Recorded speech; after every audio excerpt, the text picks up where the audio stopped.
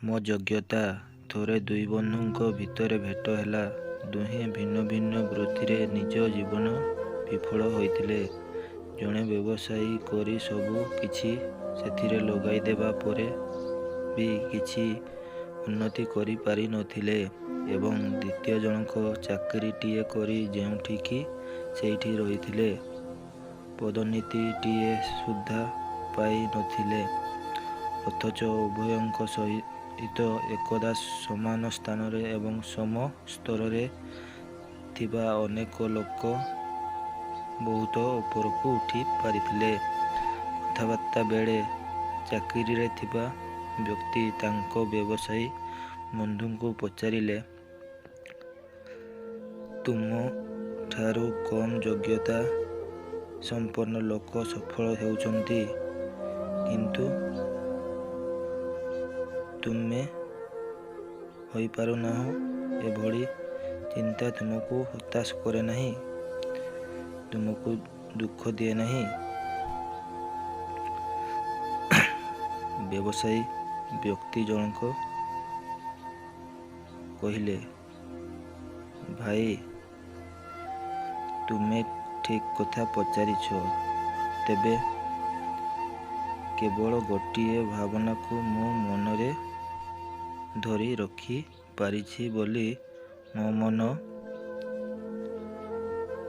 ଏନେଇ ବିଶେଷ ଦୁଃଖିତ ବା ହତାଶ ଆସିନାହିଁ।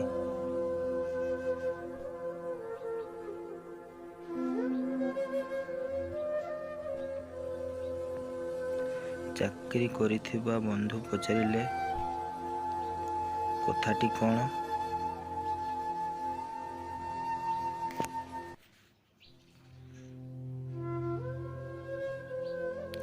ବ୍ୟବସାୟୀ ବନ୍ଧୁ କହିଲେ, କଥା ହେଲା, ମୋ ନିଜ ବିଚାରରେ ହୁଏତ ମୁଁ ଭାବିଛି ମୋ ଠାରୁ କମ୍ ଯୋଗ୍ୟତା ସମ୍ପନ୍ନ ଲୋକ ମୋ ଠାରୁ ଅଧିକ ଉଚ୍ଚ ସ୍ଥାନକୁ ଯିବା କଥା ନୁହେଁ।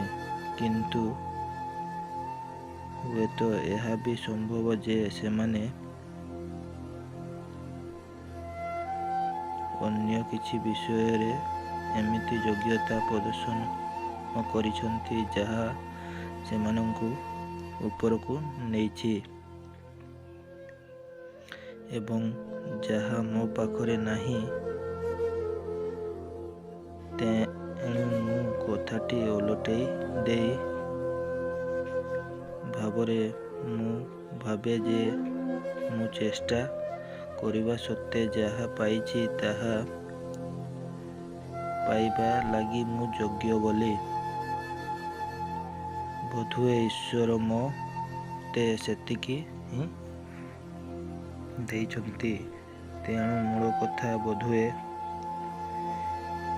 ଏଇଆ ଯେ ମୁଁ ଯାହା ପାଇଛି ସେଥିଲାଗି ମୁଁ ଯୋଗ୍ୟ। ଏଣୁ ଏନେଇ ବିଶେଷ ଅନୁଶୋଚନା କରେ ନାହିଁ। ଭିଡ଼ିଓଟି ଭଲ ଲାଗିଥିଲେ ଲାଇକ୍ କରିବେ ଓ ୟୁଟ୍ୟୁବ୍ ଚ୍ୟାନେଲଟିକୁ ସବସ୍କ୍ରାଇବ୍ କରିବେ। ଅନୁଚିନ୍ତା। ସମସ୍ୟାର ସମାଧାନ ଲାଗି ଯାହା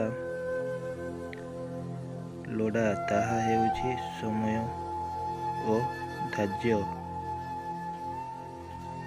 ଭିଡ଼ିଓଟି ଭଲ ଲାଗିଥିଲେ ଲାଇକ୍ କରିବେ ଓ ୟୁଟ୍ୟୁବ୍ ଚ୍ୟାନେଲଟିକୁ ସବସ୍କ୍ରାଇବ୍ କରି ବେଲ୍ ଆଇକନ୍ଟିକୁ ଅନ୍ କରିଦେବେ। ରହୁଛି। ଜୟ ଜଗନ୍ନାଥ।